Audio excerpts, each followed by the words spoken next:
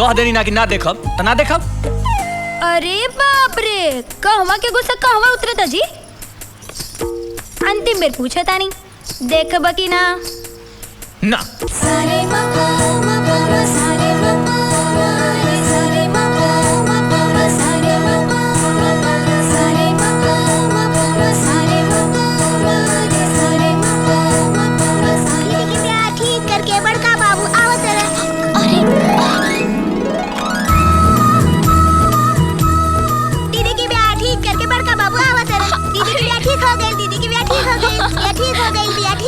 अरे छोटकी, तोहरा कैसे मालूम बा कि बियाह ठीक हो गई?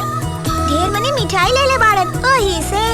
अच्छा चल चल लेने आ।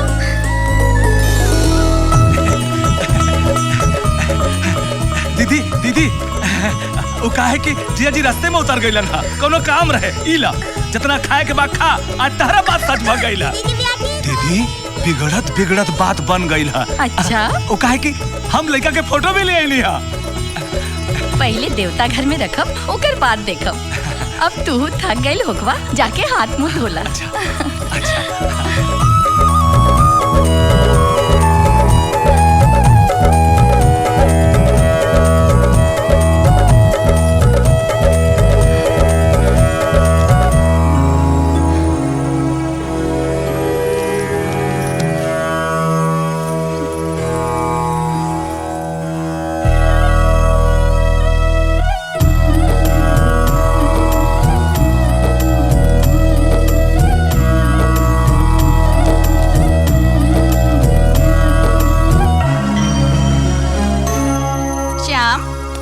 श्याम का भइल दीदी?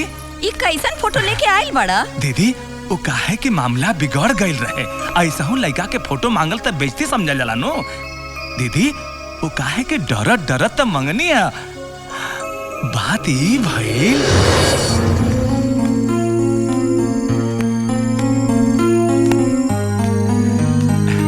प्रणाम। प्रणाम। का बात बा? वो काहे कि अगर दीपक के एगो फोटो मिल जाए त अब ही ओकर मिजाज बिगड़ल बा, फोटो मांगल ठीक ना होई।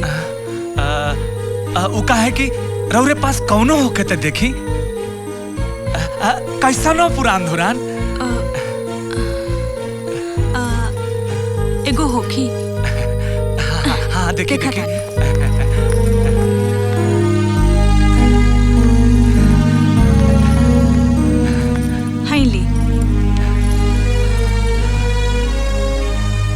आई कार्ड के फोटो कॉपी बा बाकी जाए दे। वो काहे कि नाक नक्शा तो मालूम पड़िए जाई। अच्छा प्रणाम। प्रणाम। दीदी नाक नक्शा तो देख ले लू ना? हाँ। वो काहे कि लड़का के रंग साफ बा।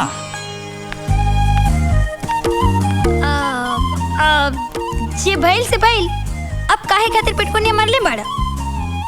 अच्छा ही देख, हमरे लगे लड़की के फोटो भी आ। ई बतावा, अगर ई फोटो हम तोरा के दिखाए तो हमरा के का मिली? ए भौजी, हम ऐसे ही बड़ परेशान बानी, हमरा कोनो फोटो तो नहीं के देखे के बा। देखा फोटो देख लो फिर ना दिखाई। कह देनी ना कि ना देखब तो ना देखब। अरे बाप रे, कहवा के गुस्सा कहवा उतरता जी। अंतिम बेर पूछा तानी देखब कि ना। ना ठीक बा, बाद में ना दिखाई।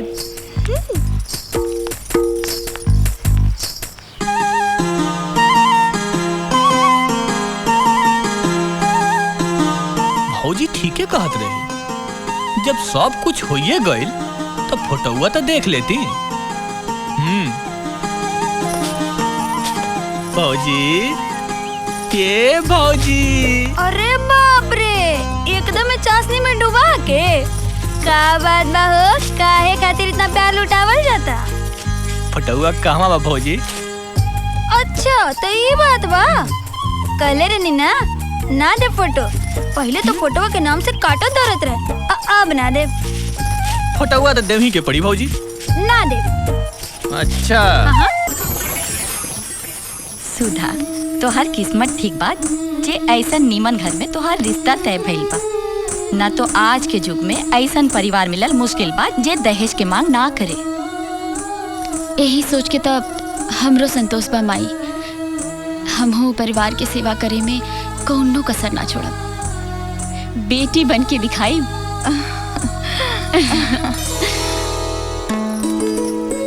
का बात बा भौजी, सांझ के तैयार होता रू?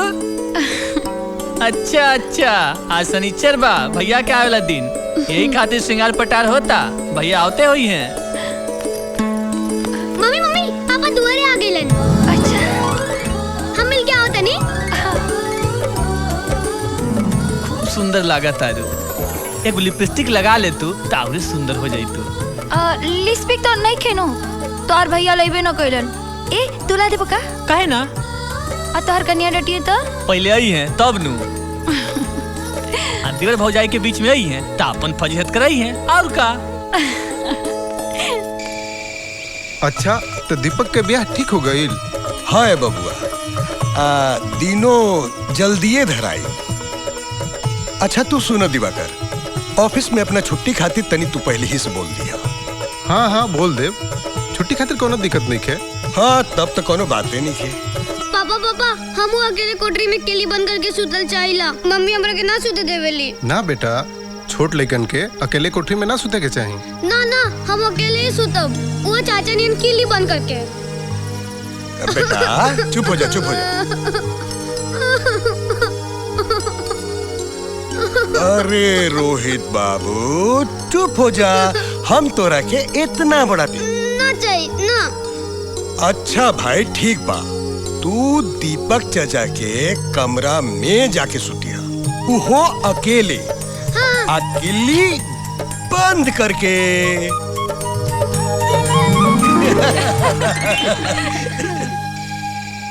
Mummy mummy mummy mummy mummy mummy mummy. अरे बाबू पापा पापा आज हम रहुए साथी सुतब, लेकिन आज तक कहानी सुनावे के पड़ी। पिछले बार बिना सुनावले रही। लाला पापा थक गए बड़ा ना, कल कहानी सुनाइए। रात ढेर हो गल बा, सूझ जा लाला। ना रातों के से कम न सुते लगा, सुते खातिर ते नींद आवे के चाहिए ना। बेटा अखिया बंद करबा तो अपने आप नींद आ जाई। आज दिन में खूब सुतनिया, बिन कहानी सुन ले हमरा नींद ना आई। हमारा अखियन में तन क्यों नींद बुझाता का।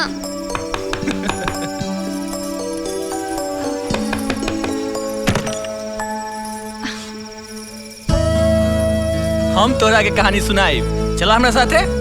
ना काल मोटरसाइकिल पे घुमाइबो करब। रोज घुमाइबा? ना 2 दिन घुमाइब। कौन कौन दिन? शनिचर एतवार। ना ना चाहिए। सोच ले बबुआ, फिर कभू गाड़ी पे ना घुमाई। चाचा रुकिया, हमरा मंजूर बा, बाकी यार शनिचर एतवार घुमावे के पड़ी। पक्का हो गई, चला चला।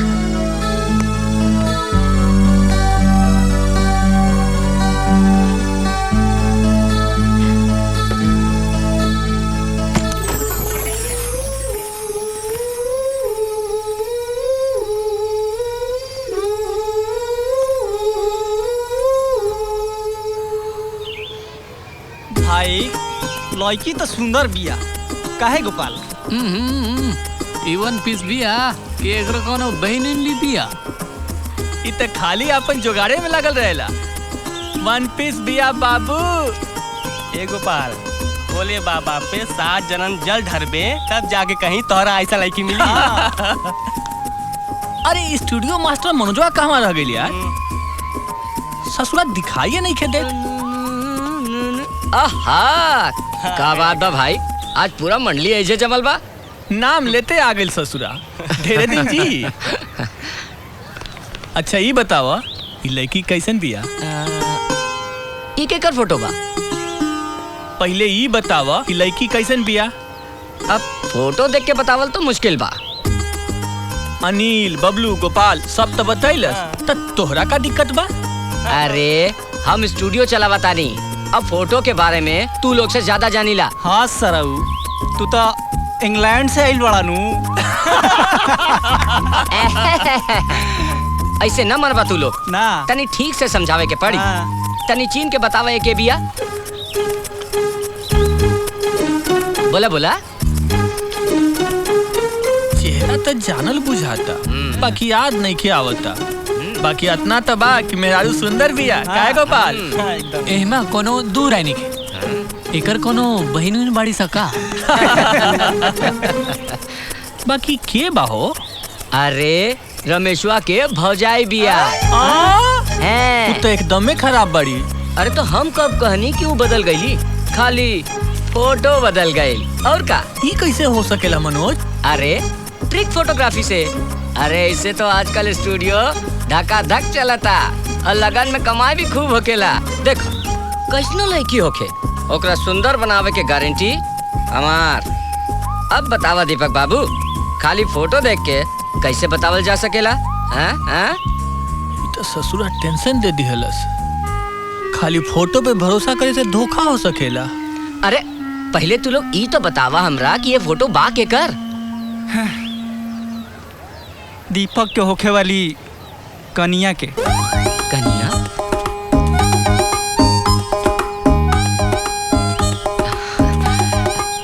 दीपक, हमरा दिमाग में ये एगो आइडिया बात सच जाने के। का? लड़की के घर द्वार तो मालूमे बा। हाँ। आउ कॉलेज में पढ़े ली। हाँ। तो चल के देख लेवल जाए। आहा, देख लिया जाए। ना ना, ते ससुर मर पैबे का? अरे केहू के भनक लग गई ना तो एको जूता भुइया ना पड़ी। तू हमार साथ देब की ना? अब साथ तो देवे के ही पड़ी, बाकी तनी डर लागता दीपक। मार खाए से? ना ना, मार खाए से ना, वो बदनामी से। बदनामी के डर तो हमरो बा।